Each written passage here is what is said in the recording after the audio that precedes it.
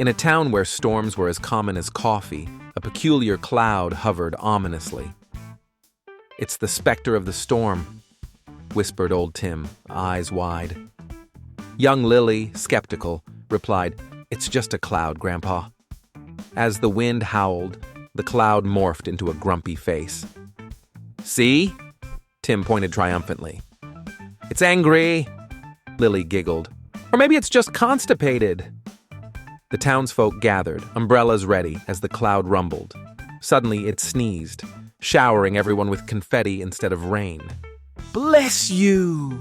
shouted Lily as laughter erupted. The storm had a sense of humor after all.